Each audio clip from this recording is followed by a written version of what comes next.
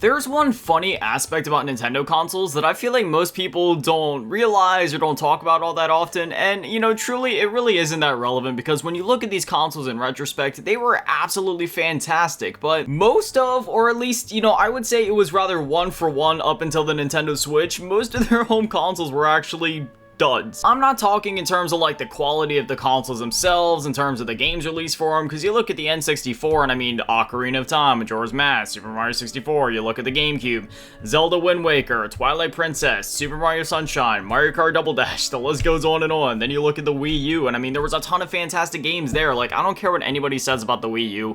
The Wii U is one of Nintendo's best consoles in terms of games. Super Mario 3D World, Donkey Kong Country Tropical Freeze, Legend of Zelda Breath of the Wild, which was always supposed to be a Wii U game and ended up just taking so long in development that it finally became a Switch game just because it took so long to develop, but that was a Wii U game. The Wii U version launched on the exact same day as the Nintendo Switch, but obviously the Wii U, what was the final sales for the Wii U? I'm pretty sure it was only like 12 or 13 million. Okay, so I'm on the official Nintendo site right here, and yeah, 13.56 million units. Now, that might have like slightly outsold the Vita. Okay, so looking at the sales, it looks like the Vita may have roughly sold 16 million units, so the Wii U sold even less than the PS Vita, and I mean, the PS Vita, yeah, I mean, as fantastic of a console as that is, one of my favorite handhelds of all time, that console didn't do good. So for the Wii U to sell even less than that, yikes. But I mean, even looking back, we have the NES, which sold 61.91 million units, and then, the SNES going on to sell 49.1. And I'm not saying that, that's like a flop by any means, but in terms of like some of the best-selling consoles of all time, it's just really interesting in my mind, right? Because when we think of Nintendo and we think of their consoles like as a whole, when you just say the names, NES, SNES, N64, GameCube, Wii, Wii U, Switch. Like, you just think about how fantastic these consoles are and how fantastic their game libraries are. But looking at the sales in general, at least when it comes to like, did this thing flop? Did it really do that well? For the most part, their consoles really didn't do that well. Like, as I had mentioned previously, the Nintendo Switch was really the console that kind of like broke the mold of like, okay, we're one for one right now, because they had three consoles that did pretty well, right? You had the NES and the SNES, 61.91 and then 49.10 million units, and then the Wii obviously being 101.63 million units.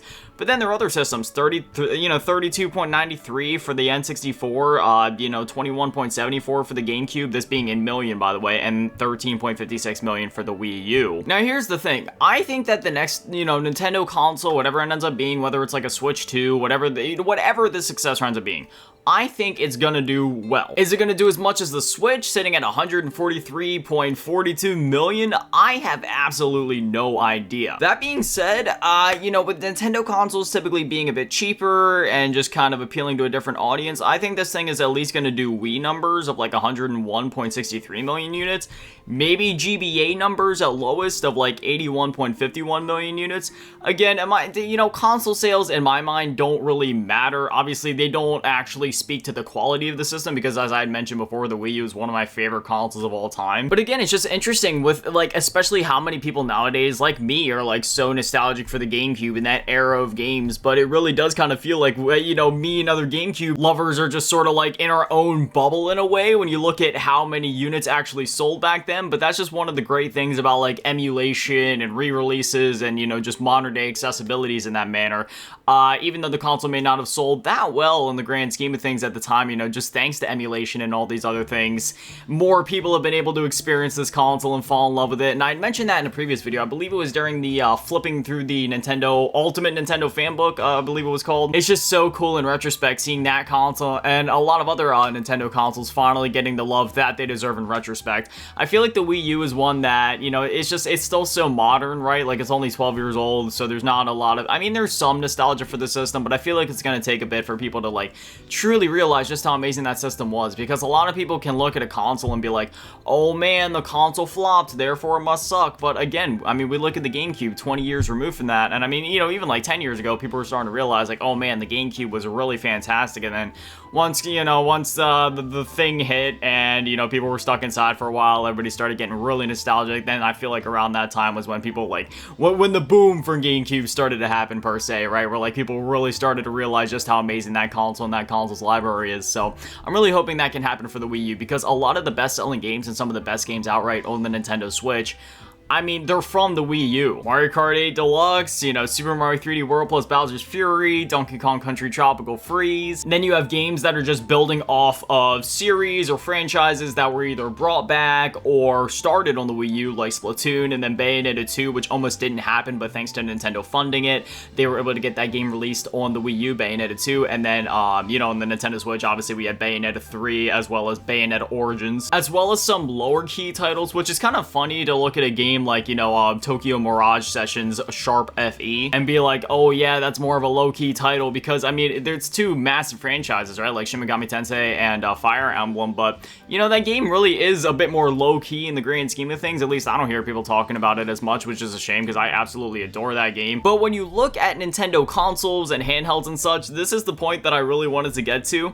It only started to resonate in my mind lately. Like, I always kind of knew this, but like it started to like really go in my head, like, oh man, Nintendo, their bread and butter really is handhelds, because, well, again, when you look at their console sales, you know, their highest selling console of all time, your dedicated console would have been the Wii at 101.63 million units, and then, you know, outside of that, again, you got the Wii U, 13, GameCube, and, you know, you have to go back to the SNES in the 90s, and even then, that was 49.10, which, again, that's still good for a console, but that's, like, where, like, the series consoles are at right now for Xbox, right? It is also worth considering that gaming was a bit more niche back then, you know, even back when I was growing up, because I grew up, or, you know, I was born, like, shortly after the turn of the century, so I was there for, like, the entirety of the PS2 generation, and even during my era, you know, gaming was one of those things where it wasn't necessarily frowned upon by that point. It was definitely a bit more cool, because you already had the N64 and the PS1 generation come through and show, hey, you have games like Resident Evil and Silent Hill and all these other more mature titles, you know, like Siphon Filter and such, where it can appeal to a more mature audience, or there are games that can be created specifically for adults where kids really shouldn't be playing them, but then you had kids like me anyway still playing, you know, the original Resident Evil trilogy and such. But, you know, by the PS2 generation, even then, there was still a bit of a stigma around gaming of it being more of a nerdy thing, which was, you know, for a kid like me that was into anime and video games, I was getting it from all angles. I enjoyed anime, so I was you know, the word weeb wasn't really around back then, but, you know, I was still just a bit of a nerd, bit of a weird kid, because I was into Naruto and Dragon Ball and such, as well as being into video games, you know, like playing Crash Bandicoot and Call of Duty and all that. So that is also worth taking into consideration, but again, going back to even the 80s, where the NES and the Famicom were able to sell like 61.91 million units, I mean, even if gaming was a bit more of a low-key thing at the time, or even if it wasn't as widespread or widely accepted as it is nowadays. I mean, you know, obviously consoles were able to still do well at that time, so even if during the GameCube and N64 generation it wasn't, you know, as widely adopted as it is today, where basically everybody and their mother and their grandmother is a gamer, you know, I mean, you still had consoles like the PS1 and the PS2 out at the time, where the PS2 is still the best-selling console of all time, releasing during that generation, so it's kind of hard to say if that argument really does stand any ground, but at the same time, a lot of people were buying PS2s just because it was a really good DVD player, because at the time it was actually cheaper than other DVD players on the market, just because whether it came down to parts or the DVD manufacturers just kind of like upshooting the price for one reason or another because they were greedy. But again, getting back on track here, you know, the Game Boy, 118.69 million units, which is a bit scuffed because this combines the Game Boy and the Game Boy Color. I never understood why Nintendo considered them to be one system when the Game Boy Color was clearly its own thing. Like, it had so many exclusive games, it had so many enhancements for original Game Boy games. Like, it isn't like an Xbox One X or a PS4 Pro where all the same games are going to play on the base system. Like, there were so many games exclusive to the Game Boy Color where I would say that it was almost... I mean, it was almost like an entire console library's worth. Like, as many games that released at retail for the Wii U, I'm pretty sure there was for, like, the Game Boy Color. Don't quote me on that, but I know there was a lot of Game Boy Color exclusive games. But again, 118.69 million units. Then you look at the GBA with 81.51 million units. I'm pretty sure that would also combine in with, like, the Game Boy Micro and obviously the SP and such. Nintendo DS, 154.02 million units, their best-selling console of all time. And then the 3DS, which statistically speaking slots right in, you know, right below the GBA, and obviously the GBA was a huge system, and the 3DS releasing in the early 2010s, during the time where like smartphones and iPhones and all that were absolutely huge. It's pretty shocking that the 3DS was able to do as well as it did and go on to be such a massive success. Obviously, it had a bit of a slow start because when it initially released, obviously that's when you know, smartphones and tablets were still their big thing. But after they did the price cut, it started to slowly pick up steam, and then throughout the, you know, mid to late 2000s, when people started to realize, like, hey, you know, there is reason to have a dedicated handheld device rather than just having a phone, because as much fun as it is playing games like Temple Run and Fruit Ninja and Subway Surfers and all this, you know, it is nice having a dedicated handheld to where you can just be like, hey, I want to play New Super Mario Bros. Right now, or I want to play Mario Kart, or, you know, I want to get on my Vita and play, like, Gravity Rush or something like that, and still have those experiences where they bridge the gap between handheld and console, which, you know, that's a conversation for another day. I really do miss dedicated handheld consoles, because there is a difference between console games and handheld games. When you look at a game like, oh, I don't know, Mario Kart 7, it's clear that there was certain changes made to the gameplay formula to make it fit in that handheld form factor and just, you know, make it more accessible on a pick up and go basis like you would expect from a handheld. Whereas for a Nintendo Switch, when you're playing Mario Kart 8, you're playing that full console experience on the go, and while that's cool, you know, it's not as much of a pick up and play experience. You're gonna need to lug around a whole case, pull out the Switch, attach the Joy-Cons, get the whole thing going, and it's a lot bigger of a screen, so it's not, yes, it's a handheld device, but it's not a portable device, you know what I mean? Like, sure, if you have big pockets, you might be able to slide a Switch or a Switch, you know, Lite in there. I mean, for me, I mean, my pockets aren't that deep. I know some people's are, but, you know, I'm wearing sweatpants, so they ain't as deep as some jean pockets are. I also think it's funny how things like the Virtual Boy aren't even mentioned on here. I mean, I guess Nintendo doesn't consider that to be its own console, but I mean, I would. I also just noticed that the DS sales do include, like, the DSi and the DSi XL, which that's another situation similar to the Game Boy Color, where the DSi had so many exclusive games between DSiWare, and, you know, it only had, like, 3 exclusive retail games with Photo Showdown, System Flaw, and the Barber, or the Hair Salon game, so, you know, I guess that's fair enough, but still, you know, it's all part of the same line, fair enough. So yeah, I really do miss dedicated handhelds, because I can tell you to this day, I play my Switch I play my 3DS in handheld mode. I mean, obviously there's only handheld mode for a 3DS, but you know what I mean. I play my 3DS more than I play my Switch in handheld mode. Like, I play my Switch a lot, but when I play it, I'm playing it docked to my TV, you know what I mean? Like, I'm not going anywhere, I don't have a reason to go out, so I play it on the TV. But again, with the 3DS, for example, I found myself playing that one more in that form factor, right? Whereas, you know, again, with the Switch, I just play it out on the TV. And, you know, again, it's like, hey, the Switch is supposed to be a hybrid thing, where it's like, it's a console and it's a handheld. And I feel like Nintendo really struck gold with that, and I feel like they realized that after the Wii U, and I have a feeling that that's why they went with this whole system. Because obviously with the Wii U, it seemed like they were trying to start bridging the gap between, like, okay, handheld and console, and, you know, rather than just having one or the other, having their line of handhelds and having their line of consoles, they were starting to bridge that gap there with the Wii U. Obviously, they already had the 3DS releasing at the same time, so it's not like they were just trying to outright, you know, combine those things or get rid of one line of things or whatever. They had the handheld form factor there with the gamepad, where you could look at that and play it somewhat portably as long as you were still inside of your house, and, you know, there was different features. Like, on some games, you could either just stream the game to the gamepad, or you could have the map on that screen and then have the gameplay going on the other screen, or, you know, there was a lot of innovative ways you could use that. Nintendo Land is one of my favorite examples to point to of just how innovative and creative developers could get when it came to using the gamepad, just because there were so many cool uses with it there. But by the time the Nintendo Switch came around, I feel like that was the point where Nintendo was like, you know what, our handhelds are always like, you know, again, statistically speaking, they have had consoles that can do well, but the only ones that have ever really crossed like the 100 million mark or gotten like really up there would have been like the Wii, because all the other ones, I mean, the highest selling console before that, I mean, their only other highest selling console outside of the Wii, which really, let's be honest, the Wii, the only reason that it, you know, sold so well was because it appealed to literally everybody. I mean, your mom, your grandma, your aunts and uncles, your siblings. Like, there were so many things to love about the Wii, whether it be, you know, the new controller, just how innovative that was at the time, and to this day, really having that thing where, like, the console's all based around the pointer controls, and I'd say motion controls, but the motion controls really didn't come fully into play with the full gyroscope side of things until the Motion Plus came out. Then you had games like Skyward Sword that outright, you know, required it. Wii Sports Resort being another fantastic example of just how the, you know, the Motion Plus things can be used. Like, you know, it was absolutely amazing, whereas the original Wii was more about, like, the pointer controls and some motion controls in some games. But, yeah, you know, the Wii just, you know, it appealed to everybody, so of course that was gonna sell well. Having Wii Sports packed in with it was huge as well. But then, yeah, again, looking at the other consoles outside of the Wii, I mean, you had, again, 61 for the NES, 49 for the SNES, 32 for the 64, 21 for the GameCube, and then only 13 million units for the Wii U. And then I guess Nintendo was like, you know what, we're sick of this split, we're just gonna do what we do best while also still doing what we want to do, because clearly they want to make home consoles, but also clearly they want to make handhelds, because that's what their bread and butter is in terms of sales, so they combined it, and here we are. 143.42 million units. And I would say that arguably the Nintendo Switch may be their most successful, just like singular model system to date. So to explain what I'm trying to say there, their most popular system technically would have been the DS at 154.02 million units.